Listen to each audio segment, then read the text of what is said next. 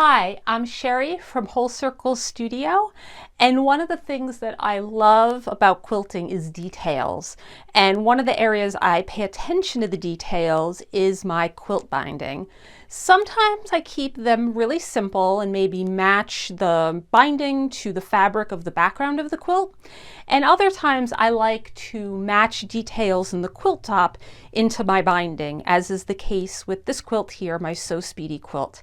I went ahead and when I was constructing the binding, I matched the fabrics in the binding to the fabrics in the quilt top.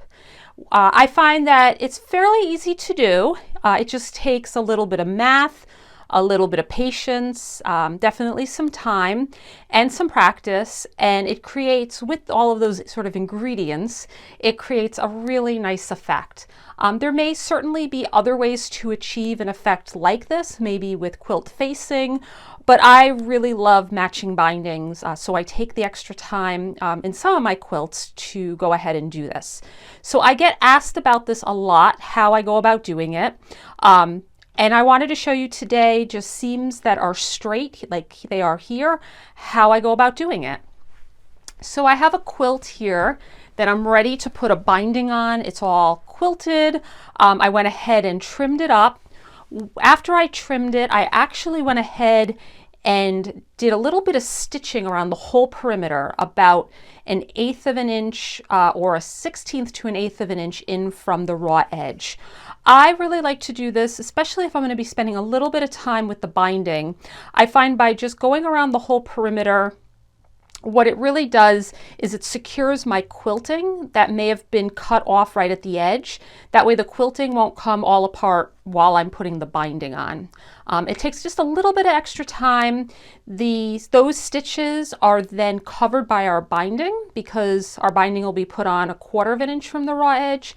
If that secure stitching is about a 1/16 of an inch or 1/8 of an inch even, you won't even see it. And then the stitch length that I use around the perimeter for these kind of stitches is about a 2.5 to a 3.0 millimeter. I find that makes it nice and secure. So then after I did that, I went ahead and I grabbed my fabrics that I'm going to want to match. So fabrics that appear in the perimeter. So here I have this yellow floral, a magenta floral. I grabbed my fabrics and I cut 2.5 inch strips. That is my preferred width of fabric when I'm to start with when I'm doing binding for a throw size quilt. Other quilters may like to do 2.25, even bigger than 2.5, but 2.5 seems very comfortable for me, again, for a throw size quilt. So once I had those, I went ahead and just folded them in half along the long edge. So raw edges meet up, fold it in half, and then I have my binding strips ready. How I figured out the length of these strips is a couple of different strategies. The first one, and I shouldn't say strategies, but there's a couple of different measurements or rough measurements to take into account. So to start with, for anything sort of in the middle of a quilt, not on a corner, so here I have this yellow floral from here to here, I would go ahead and cut my length in about 1 inch longer than from this seam that I'm going to match to this seam. You may need a little bit less. I find 1 inch gives me enough wiggle room. You can certainly do more, and which might be advisable if you're new to this technique. If it's a fabric that sort of wraps around a corner, so like what I have here, this floral fabrics will be matched right at this seam, go down the corner, and then down this way and end here. What I would do is measure this length plus this length, and for the corners I like to add about 2 extra inches. You probably can get away with 1. I like to have a little bit more wiggle room, especially around corners. So I would make this one 2 extra inches longer than what I measure here. You certainly don't have to pre-cut all of your binding strips. It is kind of nice to do just so that you can keep things efficient and moving along, but you can certainly cut these as you go along the quilt. So again, I'm going to start right here and then I'll end here. So I'm going to need this fabric first. So I have that here. And the nice thing is this one I don't necessarily have to worry about. Again, I know I have lots of extra room, lots of extra length, because I'm gonna have some to play with here. So I know the next one will be this magenta one, so that's here. So what I'm gonna do is go ahead and I'm gonna join these up. So I'll just push this to the side. What I like to do is, you could certainly keep them folded, or I can open them up if I want, whatever your preferred way of cutting.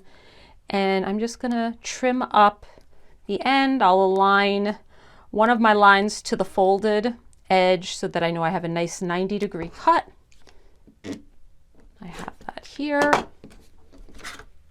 Do the same thing for this one.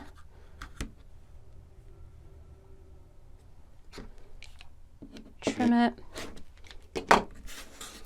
Then I'm going to open these up, put the fabrics right sides together, or correct sides, or print sides together. I can pin this if I want to. If you're an eyeballer, that's okay too, but I'm just going to go ahead and throw some pins in here.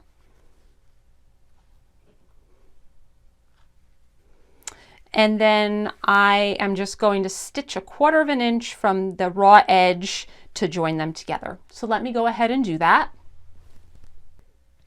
Here I have my yellow floral fabric joined to my magenta fabric, so it'll match really nicely with the quilt top. You could see here I joined them. I have 1/4 of an inch seam. I went ahead and I pressed my seams open.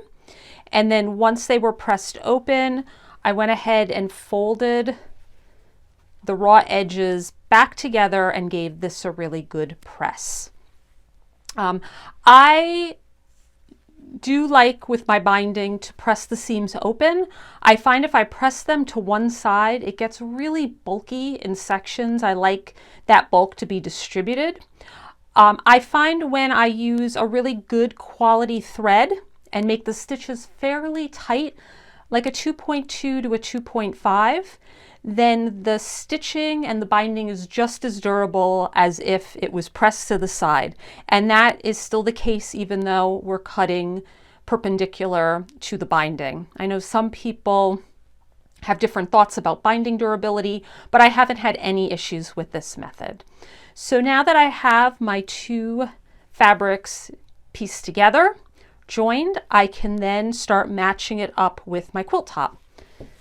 Go ahead and rotate the quilt. It makes it a little bit easier for me to work with the raw edges on the top here. So I'm going to go ahead and match these up. What I like to do is use really, really thin pins, Ira super thin pins, and I'm going to put a link to these below. And what I'm actually going to do is a method called positioning pinning to match the seam in my binding up to the seam in my quilt top. So I'll take my pin, my nice thin pin, and I'm going to insert it right on the seam in my binding.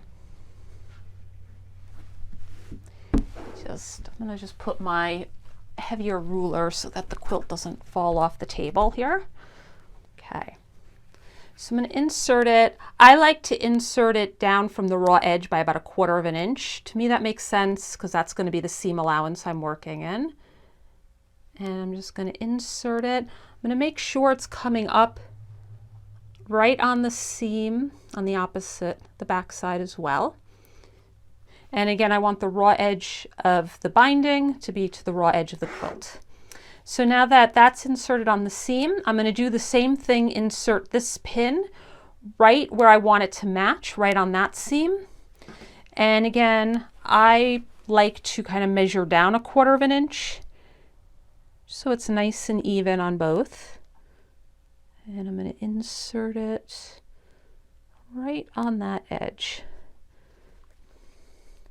And then once I have those two seams, the seam of the binding aligned with the seam of the quilt, I'm going to make sure that my positioning pin is sticking straight out, perpendicular to the quilt. I don't want it on an angle like this or like this, because then my seams won't be aligned. So if it's straight out, I know that the seams, the two seams are matching really nicely. So once that's straight out, I'm going to then take my really thin pins. Again, I find the thinner the pins, the more accurate I can be. And I'm going to attach the binding to the quilt on either side of that positioning pin. I find that that just locks it in. If I use one pin, it's sometimes accurate, but two pins on either side really locks the seam alignment in.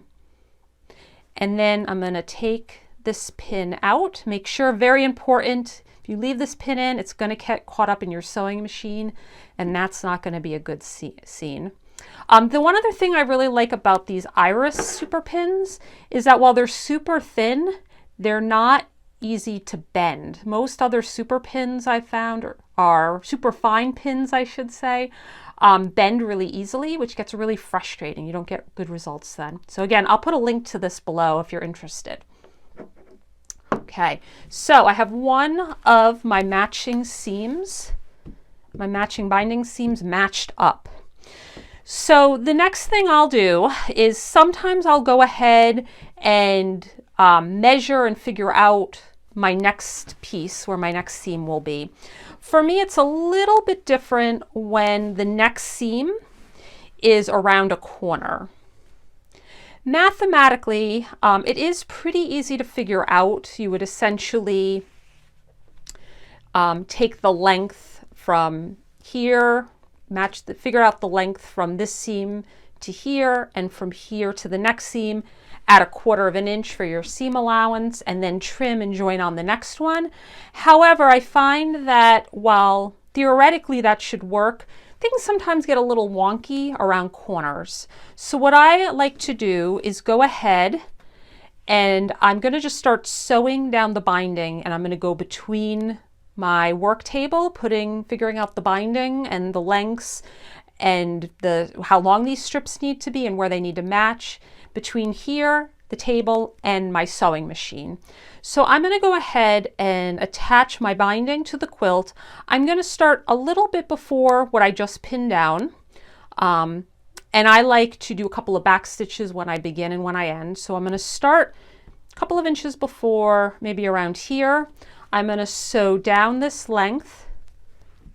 I'm going to deal with the corner, attach the corner, and then I'm going to just go forward just a couple of inches. That'll give me a little bit of play with this strip, because I'm going to come back, measure, and then go back to the sewing machine.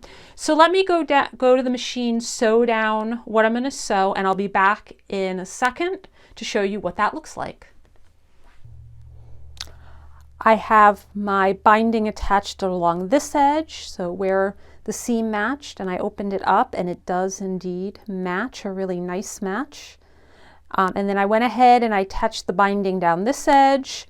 I went around the corner, and again I stopped a couple of inches just to get out of the corner. And now I have this loose piece of binding, and I want to join up my next binding so that this magenta floral meets up with this bluish purple floral here. So the next step I'll do, let me go ahead and just rotate the quilt around.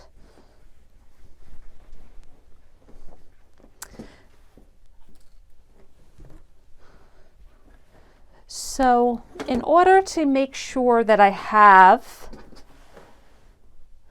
the measurement of this piece exactly where I need it to be, is I'm going to go ahead, it's pretty close to where the seam, but I'm just going to go ahead just to make sure everything lays nice and flat so I get an accurate measurement. I'm just going to temporarily pin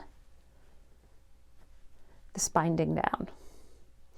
And I'm going to stop when I get pretty close to the seam that I want to stop this on.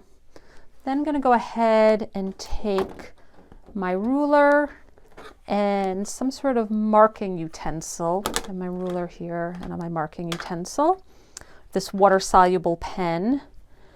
And I'm just going to lay this flat, pretty flat. And what I want to do is I want to cut this 1/4 of an inch past where the seam I want to match it, and that'll give us our seam allowance, our 1/4 inch seam allowance. So I'm going to measure a 1/4 of an inch beyond the seam.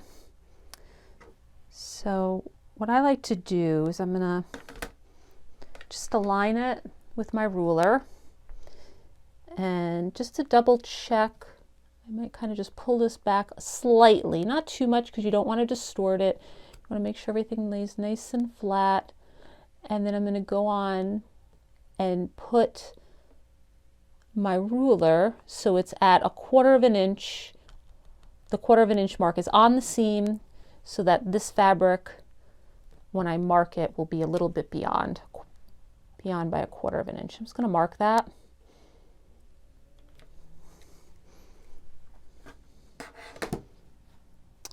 So now I know where to trim.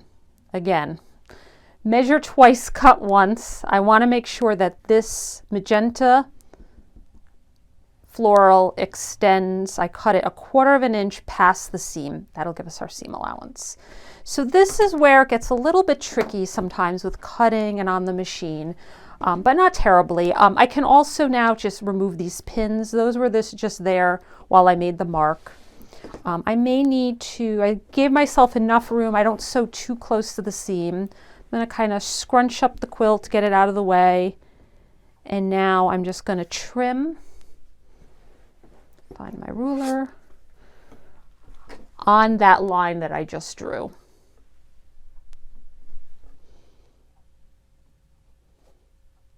And again, to make sure everything's nice and square, I can use the line in my ruler, align it to my folded edge, and then just cut. Get that excess out of the way. I'm just going to put the quilt back. I'm going to open it up, double check. I'll lay it flat, and yes, this does extend a 1/4 of an inch past the seam I want to match up. And now I can go ahead and I'm going to open up this fabric, the fabric in my binding, open up the next binding fabric, this bluish, purplish floral, open them up, put the fabric's correct sides or right sides together, the print side together. I can just hold it for dear life. I do find pinning it helps. It's one less thing I have to do. Keep seams aligned.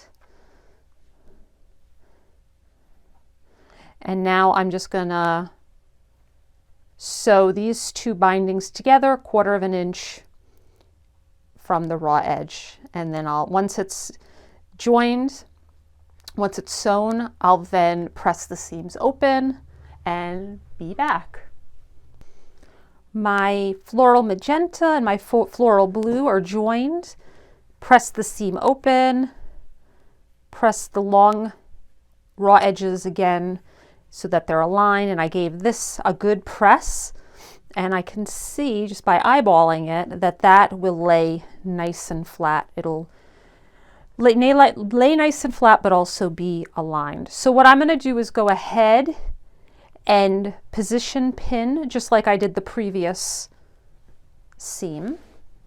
I'll go ahead and measure a 1/4 of an inch from the raw edge, insert my pin right at the seam, and then insert it a 1/4 of an inch down from the raw edge of the quilt and insert it right on the seam.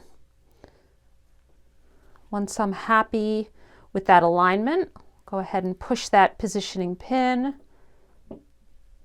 and pin these together, the binding to the quilt, and I'll do it on either side of that pin and take this pin out. So I know that these two seams are nice and aligned, and then I can go ahead and sew. I could do what I did before and sew where I ended here down past that seam, and then I could just leave it, take it off the machine, come back and figure out the next piece just like I did.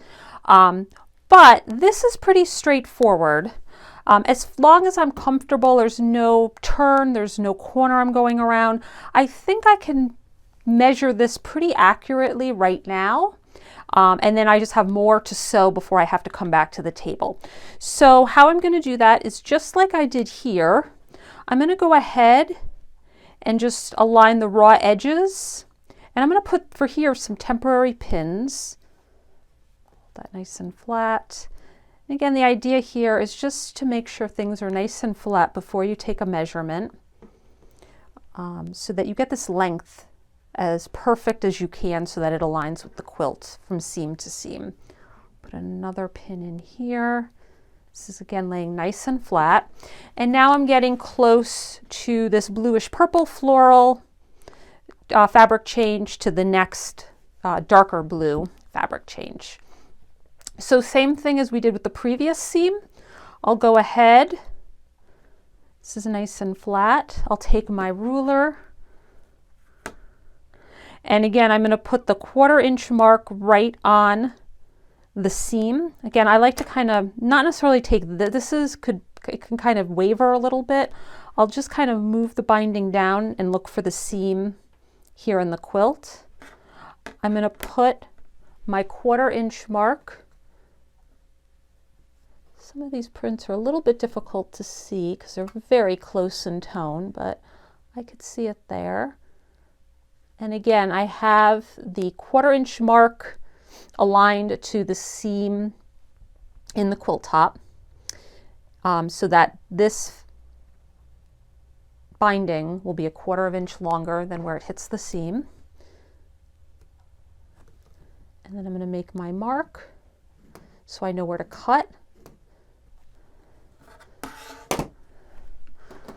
These pins, I'm going to just temporarily take out a little bit. It'll be a little bit easier to sew. And then I'm going to go ahead and cut that.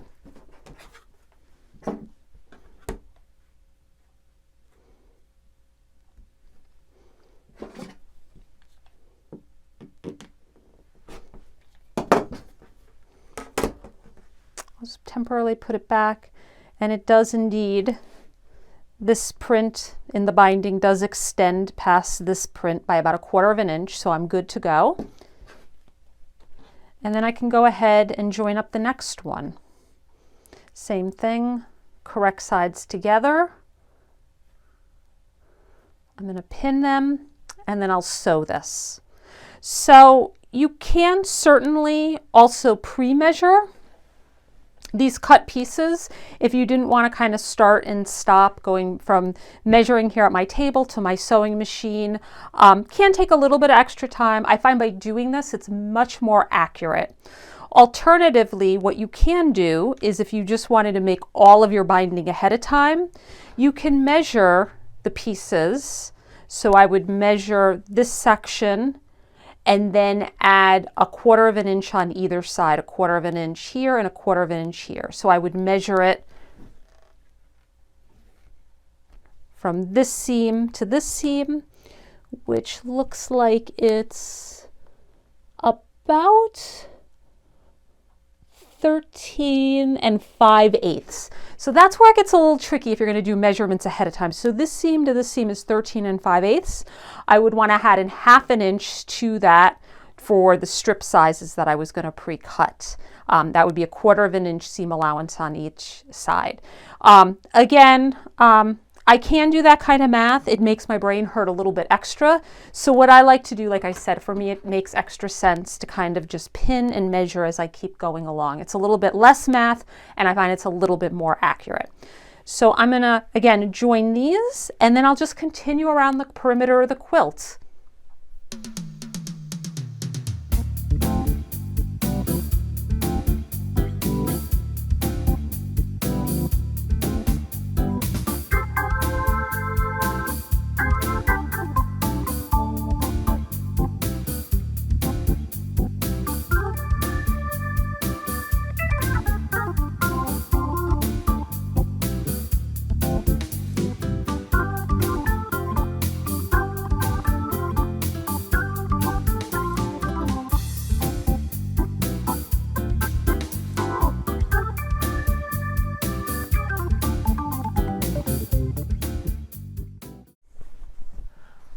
I made it all the way around. So around this corner, I have the binding matching and attaching, and when I turn it over, it looks great. So this piece, my last seam, and it'll match up with where we started way back here. So before I show you how to do this last attachment, I wanted to mention one other thing. As I said earlier, I'll often measure, trim, sew, and go back and forth a number of times, especially around corners and maybe longer pieces. For shorter matching seams, like in this one right here, this one I probably would pre-measure all of the pieces. They may be actually a pretty regular fraction. It is. This is pretty close to 2.5. This blue strip, or the background I should say, and then this strip looks like just about 1.25. So these are pretty regular, so it would be easy to pre-cut all the pieces and join them. Again, the biggest thing to remember is with each piece of binding you cut out, you'll want to account for your seam allowance. So again, if this is 1.25 inches wide, I would want to cut the fabric, or I should say the binding, 1 3/4, adding 1/4 inch seam allowance for each seam, and so on. So in that case, I would probably pre-cut all the pieces, join them all, and then do the positioning pinning to the binding to the quilt, and then sew everything at once. It definitely speeds up the process. And again, for smaller pieces, I find that is more accurate. When I get into these longer sections with maybe fractions that aren't so easy, aren't like quarters or full inches, it's a little bit easier to cut as I go. The other thing I wanted to show you was that we'll do it right here. So here I want to, again, cut this piece to the right length, and then I'll cut this piece. So I'm going to go ahead and temporarily pin this down so everything lays nice and flat. So I get a good measurement. As I'm doing this, I'm making sure the raw edges are aligned, everything stays nice and straight. Again, that'll make everything just a little bit more accurate. As I get close, what I'll do is, sometimes it may be a little tricky to see exactly where that seam in the quilt is when I put this over, even when I'm kind of moving it back, especially if the prints are close in tone. So one thing, which you may have noticed in the sped up footage that I did, that I liked, what I'll do is actually put a pin right on that seam, and I'll have the head of the pin sticking off the quilt. So that way, when I put the binding over it, that pin is right on the seam, so I know to put my 1/4 inch mark of my ruler, because again, I want an extra 1/4 inch that way. I can have something to align with the ruler, which is a nice little trick. And then I'll mark, and I know that's what I have to cut on to get my seam allowance. I'll take these temporary pins out of the way so I can join. And then a little bit different, I'll need to do the same thing with the strip that I started with. So again, I'm going to temporarily pin this down so that everything stays nice and flat. This will result in better, more accurate measurements.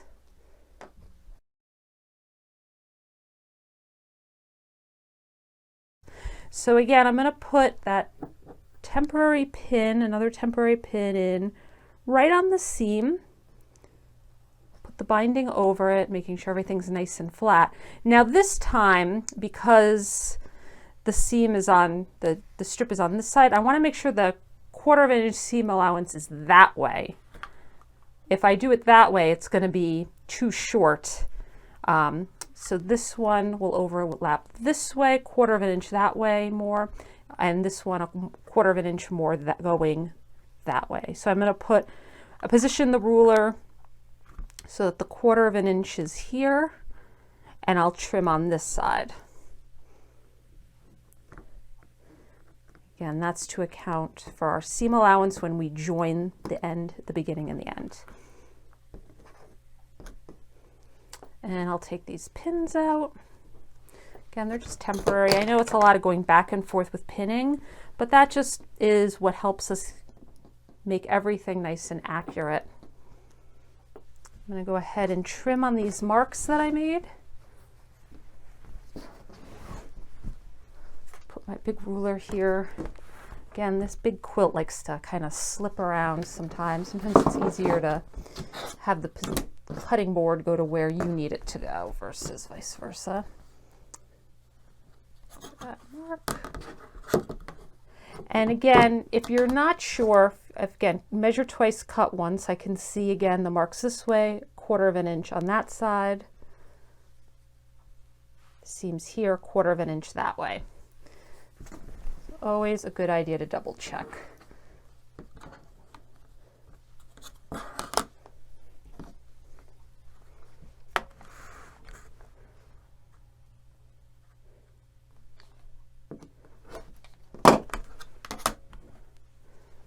One.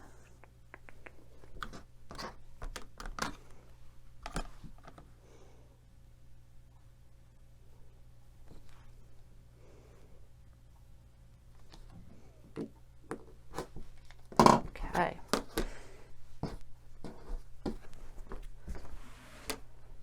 These are also great to hang on to. Sometimes I'll do scrappy bindings. I have a whole bin of leftover scraps for scrapping, and I can see this is indeed correct. I have a 1/4 inch overlap that way, a 1/4 inch that way. What I'm going to do now, this is sometimes where it gets a little tricky. This is why I like to leave lots of extra knot attached to the quilt for the N. What I'll do is kind of scrunch the quilt up. I'm going to use this as a weight. And then I'm going to take the binding fabric, correct sides together. Again, this is where having extra slack helps. I'm going to pin them. I'm going to sew them together. I'll press the seams open and then fold it, the binding back in half, give it another good press there. I'll be right back and I'll show you how to align everything for the final attachment to the quilt. I have my pieces joined. You can see right here. And now I just have the final bit of binding to attach to the quilt, and I will be all done and it'll be ready to then flip over and hand sew. Again, we want to start with, I always start with critical seams. So just like we have been doing, I'll be using my positioning pin to go through the seam of the binding. Again, sometimes it takes a couple of tries, and I'm eyeballing at a 1/4 inch down on both the binding and the quilt, just so everything stays nice and aligned. If you're having a hard time eyeballing it, you certainly can make a little mark. So that's nice and locked in, aligned. I'll then pin on both sides of that positioning pin.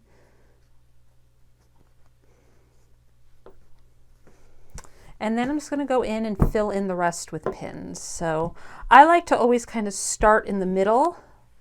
So between what's sewn here and the pins, again, I'm going to smooth it out with my fingers, keep the raw edges of the binding and the quilt aligned, and then just fill in with pins so that everything stays nice and flat and smooth. And then the same thing with this big area. Just go ahead. Sometimes you might have a little bit of extra slack in an area.